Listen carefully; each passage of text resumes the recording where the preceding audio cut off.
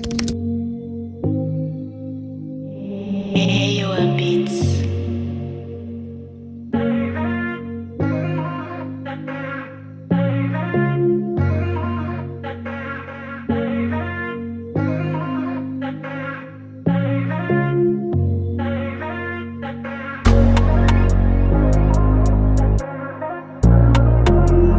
What's up, y'all?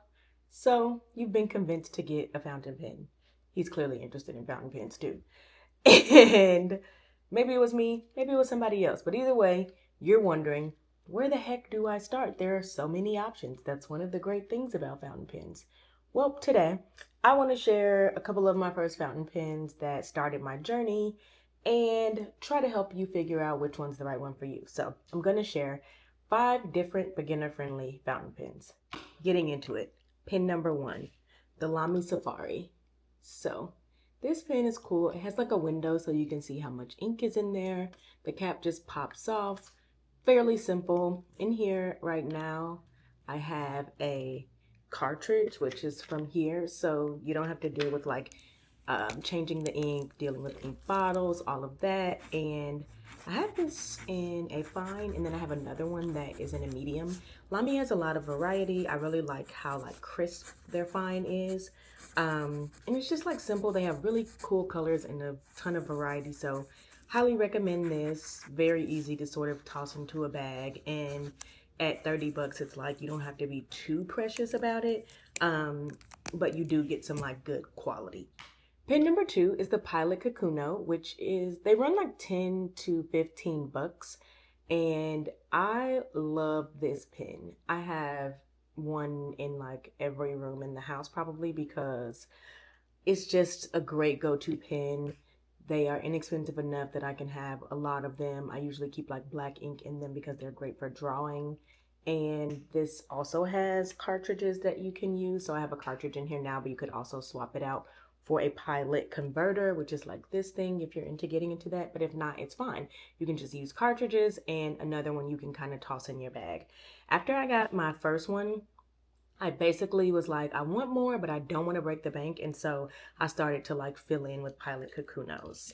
Then came the Pilot Preppy. So they have like, this is just a black one in the 03, which is like their fine nib.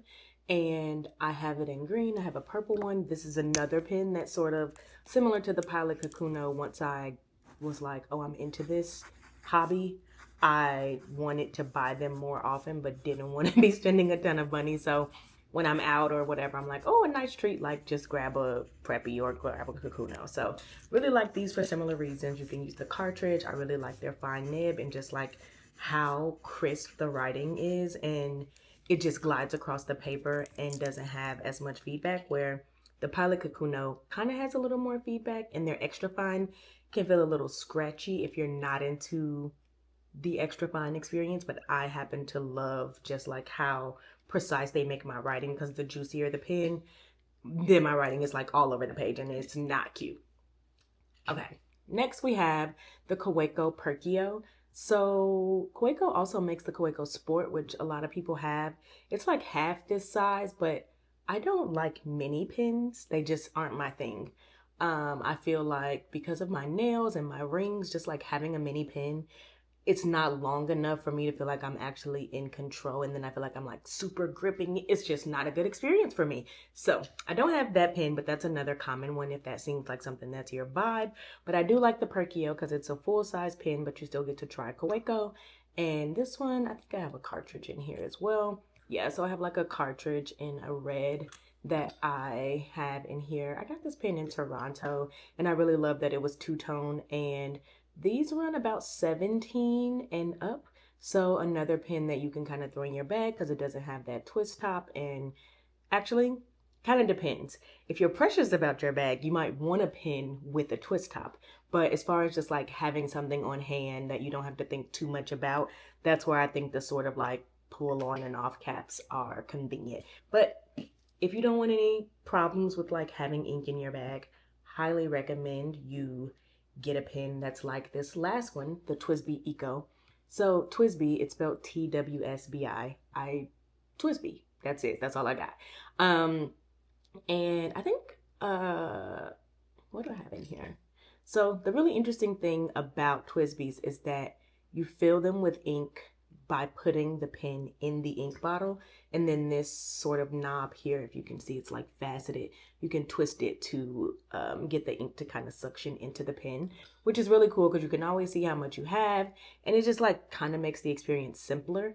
And then they also twist on to prevent any leaks. I've never had any problems with any of my TWSBIs. I think I have 2 or 3 different nib sizes and all of that, but it is like, I think, a good entryway into pens that are not as convenient as like these, which have a cartridge, like I was just saying.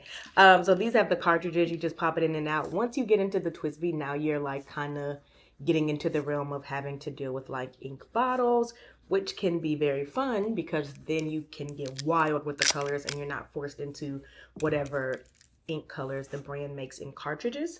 But that does add to the level of investment, like time investment that you'll have to make into the pen.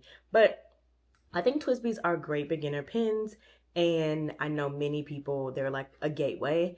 And for me, they were also a gateway. Like when I got this pen, this was the start of me sort of moving into sort of fancier, more expensive pens. And TWSBIs run like, you can get them for like 35 bucks.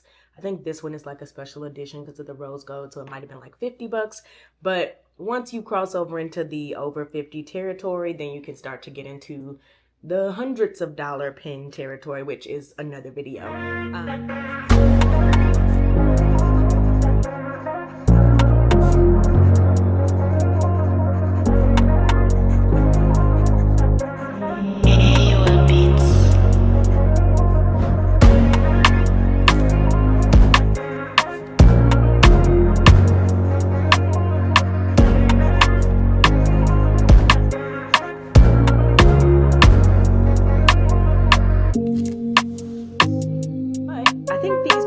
Are great for people who know they want to try fountain pens, don't want to invest a ton of money, and then if you already realize you like them but you want to expand your collections and try different nib styles and sizes, you can sort of do that without having to necessarily like invest in a gold nib pen or anything like that. So lots of variety. Highly recommend these pens. If you try one out, absolutely let me know. And if you're still watching this like, do I even really want to try a fountain pen?